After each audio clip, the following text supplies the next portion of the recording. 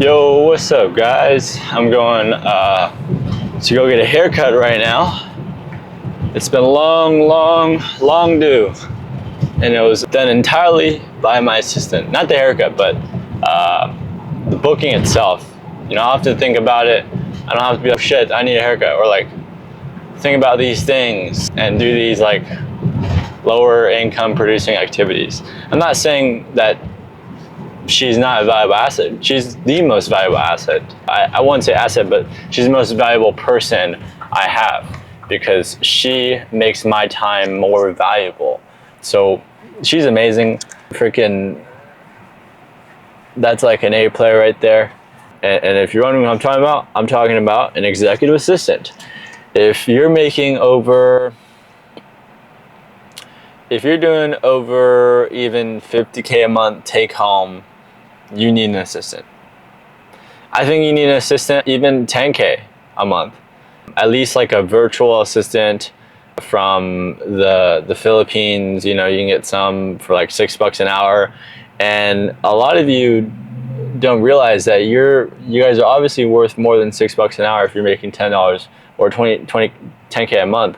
So, and in that business, there is going to be a lot of things that are worth only $6 an hour or $10 an hour activities. And a lot of you motherfuckers are even at 50K a month and doing $10 an hour tasks. And a lot of you guys are shooting yourself in the foot because you guys are spending all your time, or not all your time, but some of your time is going towards stuff that isn't the highest and best use of your time. And you may not know how to do it, but even though it's like a vital piece in your company, however, it's not like something that you can just put off. You have to do it. You have to stay organized, so it just becomes a cluttered mess and shit doesn't get done right, and so on and so forth. So I think as soon as you get to 10K a month, you should start delegating your time. Not like you should, if you're a founder, right? You should still be selling and selling. You should never really delegate that in the beginning. In the beginning, you should delegate like administrative stuff and just the tedious stuff in the business where it doesn't require a lot of creative work. It's just fucking, what do you call? Just very low level work. Like, I don't like saying low level because that like kind of sounds degrading to the person doing it, which it is entirely not, because what they're doing is they're freeing up time for you so you can perform at the highest and best level.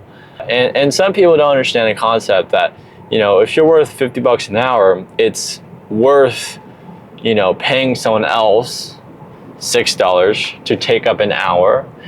And Dan Martell says, if someone can do 80% of the tasks you were going to do, then that's fucking amazing. You know, so that's 100% awesome is what he says. And I totally agree, because it definitely saves a lot of my time. That a lot of the things I should be doing, not high income activities, but being done, know that they're being done, is helps me become so much more stressless.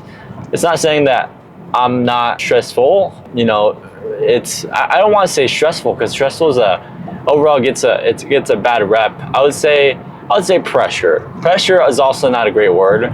But just a lot of weight. I don't know if that's a better word either, but just a lot of weight on me. And not for anyone to fucking feel bad about me. No.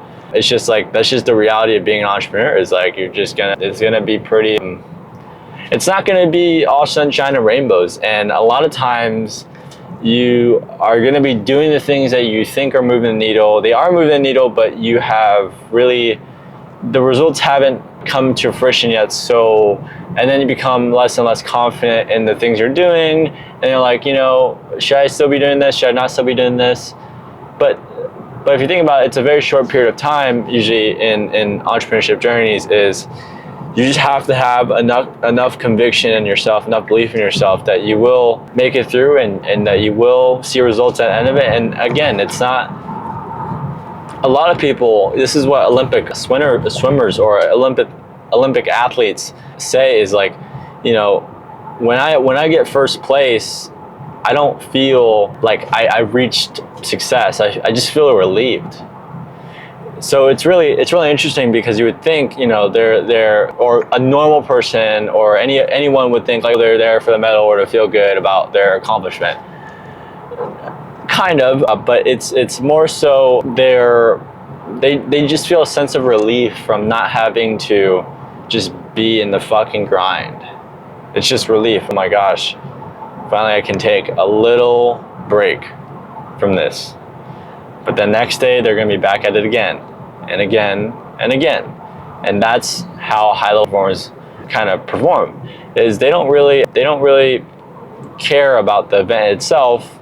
I mean, sure, you could say that, you know, winning a medal is fucking awesome, and yes, it is fucking awesome, but again, they look at it in a different way. They look at it in the sense of like, okay, now I can finally have some relief and not be so stressed all the time. I can, you know, put my foot off the gas for just today, and then tomorrow I'll be back at it again and again and again. But before that, it wasn't like, you know, once I get this medal, I'm gonna feel so good. It's like, once I get this medal, I'm gonna feel relieved of a lot of stress. You know, maybe that's the same thing, but I mean, I'm not delivering it well, but that's something I heard, was like they don't care about the actual end result. They just care about just getting relief from it all being over. So if they get second, then they're gonna fucking, you know, because who the fuck cares about second place? No one cares. If you look at Olympic competitions and you see the awarding stage, no one gives a shit about second and third. Everyone cares about first. So, and the difference between first and second, as far as results go, especially, you know, this is in Olympic, you know, competitions, is like, it may only be a 0.1 or 0.2 second difference, but on the back end of that, the amount of work it was required to get the 0.1 or 0.2 second, you know, discrepancy with performance is humongous.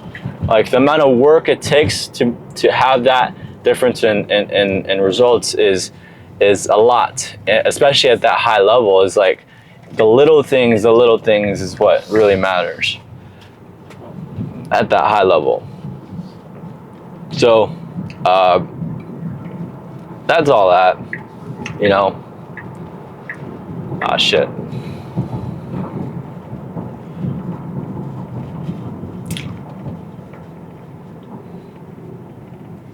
I didn't take my caffeine today.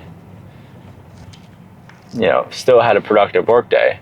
Probably could have been more productive, but you know, I was still kind of locked in. You know, I was still pretty locked in. I still got some shit done. Just a bunch of just communicating with my team and making sure projects are getting done in time. Tweaks, process mapping. I was probably task switching a little bit too much today. A little too much multitasking today. Like David Goggins said, it's people end up multitasking so much they end up getting nothing done. And that is so fucking true. Okay, here we go. Let's try to find a... Nah, fuck that. You know what? Today I'm not taking a chance. Yeah, today I'm not taking a chance. I'll just walk more, get more exercise in.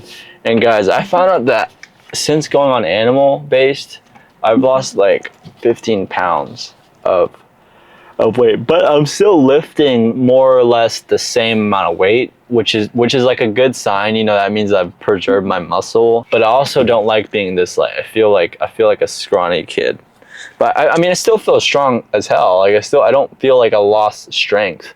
You know, maybe I lost like a little bit, but that's just like me being out of training, which is why I'd be losing strength. So I'm gonna get this haircut and y'all gonna see how fresh I look. See you guys later.